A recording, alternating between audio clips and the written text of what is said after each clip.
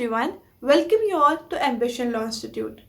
2022 में supreme court ने बहुत सारे जजमेंट्स दिए, लेकिन ये हमारे लिए इम्पोर्टेंट नहीं है कि हम सारे जजमेंट्स को समझें और पढ़ें कि सुप्रीम कोर्ट ने उसमें क्या कहा। सिर्फ कुछ ही ऐसे जजमेंट्स हैं जो हमको पता होने ही होने चाहिए। आज की इस वीडियो में हम यही डिस्कस करने वाले हैं कि कौन से ऐसे इम्पोर्टेंट जजमेंट्स हैं। तो आज की इस वीडियो में हम यही डिस्कस करेंगे कि कौन से वो 3 सबसे ज़्यादा इम्पोर्टेंट जजमेंट्स हैं जो हमको पता होने ही चाहिए। तो चलिए वीडियो शुरू करते हैं।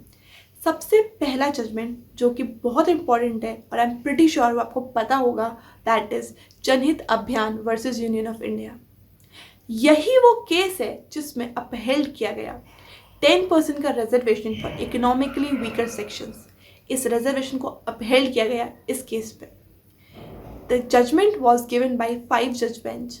5 judge bench यानी कि इसमें 5 जजेस थे। Majority judgment was given by 3 judges and the dissenting opinion was given by 2 judges। यानी कि 2 जजेस ने, दैट इज कौन थे वो जजेस? जजेस का नाम है justice U U Lalit and justice Ravindra Bhatt.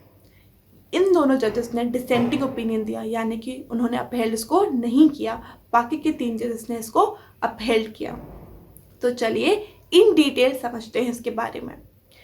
10% जो रिजर्वेशन था इकोनॉमिकली वीकर सेक्शन पीपल के लिए, वो आया था 103rd अमेंडमेंट एक्ट से। 103rd अमेंडमेंट एक्ट ने हमारे कॉन्स्टिट्यूशन में 2 आर्टिकल इंसर्ट किए थे। पहला article was article 15 sub clause 6 and second article was article 16 sub clause 6। इन दोनों आर्टिकल के बेसिस पे इकोनॉमिकली वीकर सेक्शन को रिजर्वेशन मिल रहा था 10% का। अब प्रॉब्लम कहाँ आई? प्रॉब्लम यहाँ आई कि ये बोला जा रहा था, जैसे कि आपको पता होगा कि इंदिरा सुहानी केस में, that is in the case of Indira Suhani versus union of India, उस केस में 50% की लिमिट पुट करी गई थी कि उससे ज़्यादा रिजर्वेशन नहीं हो सकता। तो ये क्वेश्चन आ रहा था कि क्या ये जो 10% का रिजर्वेशन है, क्या ये 10% का रिजर्वेशन उस 50% की लिमिट को ब्रीच कर रहा है या नहीं। तो सुप्रीम कोर्ट ने, इस 3 जजेस की बेंच ने इसको अपहेल्ड किया और बोला कि वो ब्रीच नहीं कर रहा। वो जो लिमिट है वो इट इज़ नॉट इनफ्लेक्सिबल, यानी कि वो फ्लेक्सिबल है and it can be pushed. Next, the name of the case is Trimurti fragrances private limited versus government of NCT of Delhi. इस केस में कोर्ट ने कहा कि judgment delivered by larger bench will prevail irrespective of the number of जजेस constituting the majority. यानी कि क्या हुआ इसका मतलब, इसको एग्जाम्पल की मदद से समझते हैं। एक केस, एक जजमेंट जो कि दिया गया है हमें 5 जज के बेंच के द्वारा, जिसमें एक भी जजेस ने डिसेंटिंग ओपिनियन नहीं दिया, 5 जजेस ने उस पॉइंट पे अग्री किया। उसी केस को लेटर चैलेंज कर दिया जाता है और वही केस सुना जाता है 7 जज की बेंच के द्वारा, जिसमें से 4 जजेस ने जो जजमेंट था उसको रिवर्स कर दिया और 3 जजेस ने डिसेंटिंग ओपिनियन दिया। तो यू नो कि अगर 4 जजेस ने उसको रिवर्स कर दिया है तो वो जजमेंट रिवर्स हो गया। अब क्वेश्चन ये आता है कि क्या 5 जजेस ने जो जजमेंट दिया था, क्या वो ओवरराइड कर सकता है जो 4 जजेस ने जो जजमेंट दिया है उसको? यहाँ पर मार्क माय वर्ड्स कि यहाँ पर हम बेंच की बात नहीं कर रहे हैं, हम जजेस की बात कर रहे हैं। क्या 5 जजेस के द्वारा दिया गया जजमेंट क्या ओवरराइड कर सकता है 4 जजेस ने जो जजमेंट दिया है उसको? तो कोर्ट ने बोला ऐसा नहीं हो सकता।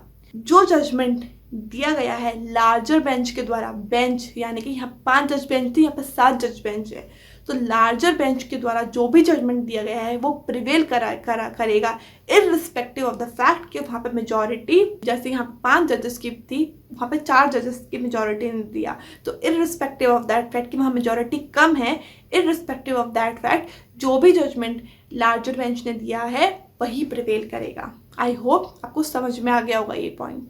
चलिए अब लास्ट केस इसका समझते हैं। The name of the case is Neeraj Dutta versus state government of NCT of Delhi. इस केस में क्या कहा गया सुप्रीम कोर्ट के द्वारा? सुप्रीम कोर्ट ने ये कहा कि direct evidence is not necessary to convict public servant under prevention of corruption act. यानी कि डायरेक्ट एविडेंस होना ज़रूरी नहीं है किसी भी पब्लिक सर्वेंट को कन्विक्ट करने के लिए under prevention of corruption act. अगर हमारे पास सर्कमस्टेंशियल एविडेंस हैं तो on that basis also we can convict a public servant. Circumstantial evidence हैं तो on that basis also we can convict a public servant under section 7, section 13 sub clause 1 sub clause D and section 13 sub clause 2 of prevention of corruption act. अब question ये आता है कि क्या होते हैं डायरेक्ट एविडेंस और क्या होते हैं सर्कमस्टेंशियल एविडेंस। चलिए समझते हैं। डायरेक्ट एविडेंस मतलब ऐसे एविडेंस जो कि डायरेक्टली गिल्ट प्रूव करें, ऐसे एविडेंसेस को हम बोलते हैं डायरेक्ट एविडेंस। सर्कमस्टेंशियल एविडेंस मतलब क्या होता है? सर्कमस्टेंशियल एविडेंस मतलब ऐसे एविडेंस जो कि डायरेक्टली गिल्ट प्रूव ना करें, उनके बेसिस पे हमें एक इन्फरेंस ड्रॉ करना पड़े कि so and so person is guilty. वो डायरेक्टली प्रूफ ना करें, जबकि उनके बेसिस पे अगर सर्कमस्टेंशियल एविडेंस है तो उनके बेसिस पे हमको एक इन्फरेंस ड्रॉ करना पड़े, एक कंक्लूजन ड्रॉ करना पड़े कि so and so person is guilty. ऐसे एविडेंसेस को हम बोलते हैं सर्कमस्टेंशियल एविडेंस। तो कोर्ट ने ये कहा, जजमेंट वॉज गिवन बाई 5 जज बेंच, ठीक है, which was headed by justice S Abdul Nazeer. 5 जजेस की बेंच ने एक जजमेंट दिया और उन्होंने बोला कि अगर डायरेक्ट एविडेंस नहीं है तो सर्कमस्टेंशियल एविडेंस के बेसिस पे भी हम पब्लिक सर्वेंट को कन्विक्ट कर सकते हैं under prevention of corruption act.